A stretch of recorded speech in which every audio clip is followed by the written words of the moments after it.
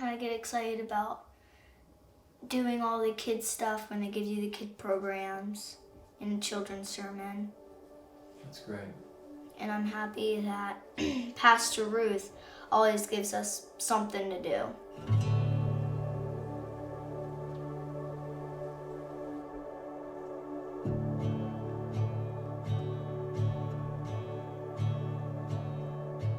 The Siesta Key Chapel to us, since we've lived here on the island, it's convenience. We're close by. It's a fantastic group of people. It has a different setting. It's the first church that I've ever attended that doesn't look like a grandiose church with the marbles and the stained glass and all the other things that you would normally see in a church.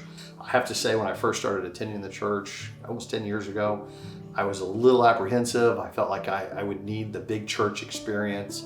But been very satisfied. We have a fantastic organ. They just renovated recently, so it's completely redone. All the pastors that we've had have been fantastic. Really happy with Pastor Ruth. I know they did a very long research for her. You know, when we first started going to church very regularly, we'd done it here and there. When we had Megan, it was very important that we bring her into the church and let her learn about Jesus and everything.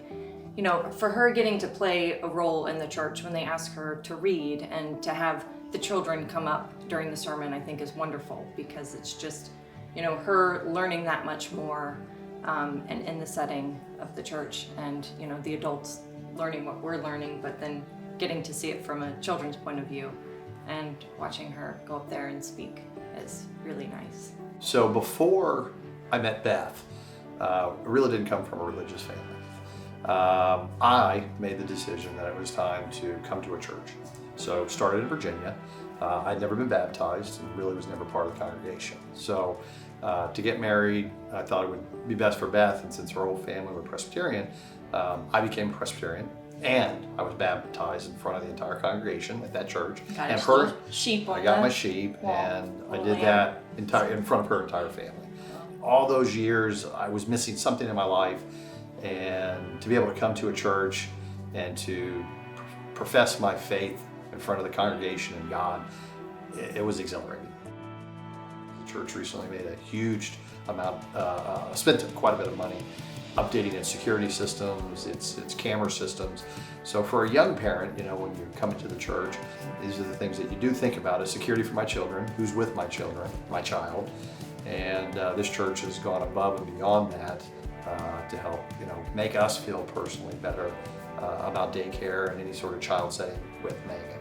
I mean, I'd like to keep going. I'd like to see the children's program grow. I know Megan would love that. I grew up in a church where we had a great children's program. We went and did a mission trip and had all these activities, and I became, you know, part of this group that all the kids were good and they were all doing the right thing and making the right choices. And I think that is important, and especially these days where, you know, there's a lot of influences out there on the children. So to have a program like that come up and grow and have her in it would be wonderful.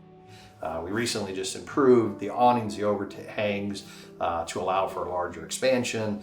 The audio visual has been brought up to definitely standards. We now have websites, we have all that, so that's fantastic. So to give you all hats off from your side, we're doing the right things.